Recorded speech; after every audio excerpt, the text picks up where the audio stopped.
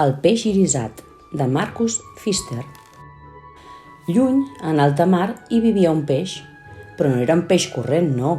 Era el peix més bonic de tot l'oceà. El seu vestit d'escates resplendia amb els colors de l'arc de Sant Martí. Els altres peixos admiraven les seves escates tornassolades. Li deien el peix irisat. Vine, peix irisat, vine a jugar amb nosaltres.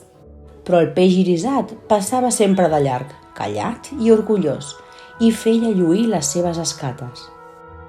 Un peixet blau el va perseguir nedant.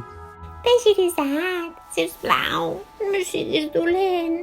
Dóna'm una de les teves escates lluents, una de petita. Que et regali una de les meves escates? Però què t'has pensat?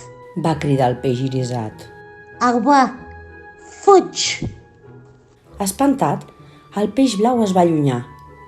Excitat, va explicar als seus amics el que li havia dit el peix irisat. A partir d'aquell dia, ningú no va voler tenir res a veure amb ell. Li giraven l'esquena quan passava. De què li servien ara al peix irisat les seves meravelloses escates lluents, si ja no les admirava ningú? Ara era el peix més sol de tot l'oceà. Un dia se'n va queixar a l'estrella de mar. Però si sóc molt bonic, com és que no agrado a ningú? En una cova, darrere el banc de corall, hi viu el pop octopus. Potser ell et podrà ajudar? Li va aconsellar l'estrella de mar. El peix irisat va trobar la cova. Era ben fosca, amb prou feines s'hi veia, però de sobte van aparèixer dos ulls lluents que el miraven. T'estava esperant. Les onades m'han explicat la teva història. Escolta el meu consell. Regala a cada peix una de les teves escates lluents.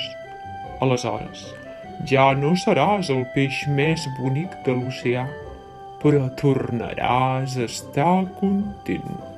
Però el peix irisat volia afegir alguna cosa, però l'octopus ja havia desaparegut. Regalar les meves escates?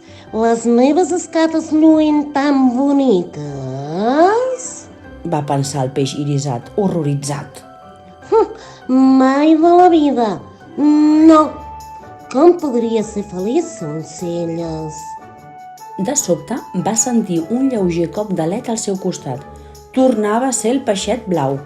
Peix irisat, espera'm! Dóna'm una de les teves escates lluents.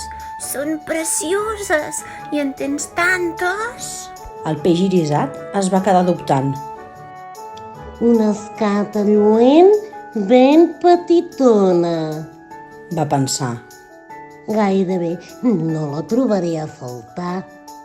Amb molta cura, el peix irisat va arrencar-se del vestit l'escata lluent més petita.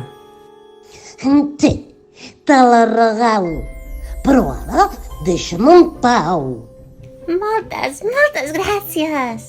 Va contestar el peixet blau, boig d'alegria. Ets molt bo, peix irisat.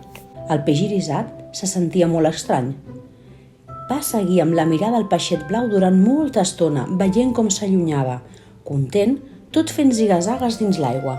El peixet blau lliscava com un llamp dins de l'aigua, amb la seva escata lluent, de manera que el peix irisat aviat es va trobar envoltat d'altres peixos. Tots volien una escata lluent. I ves per on, el peix irisat va repartir les seves escates aquí i allà, i cada vegada li feia més il·lusió. Com més brillava l'aigua al seu voltant, millor se sentia entre els altres peixos. Finalment, només li va quedar una escata lluent. Havia regalat totes les altres i era feliç com mai no havia estat. Vine, peix irisat, vine a jugar amb nosaltres. Van cridar tots els peixos. Ja vinc! Va dir el peix irisat i se'n va anar content amb els seus nous amics. Conte contat del peix irisat.